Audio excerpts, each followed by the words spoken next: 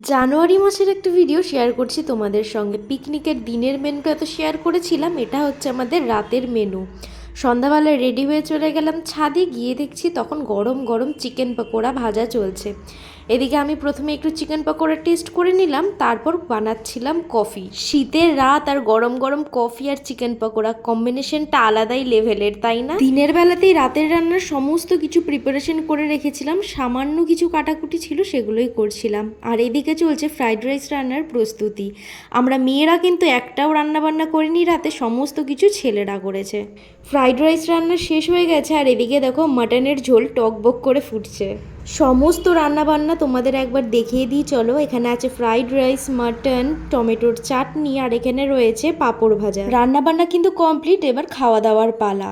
আজকের সারাটা দিন কিন্তু আমরা ভীষণ আনন্দ করেছি, ভীষণ মজা করেছি, আর রান্নাগুলো কিন্তু অপূর্ব হয়েছিল।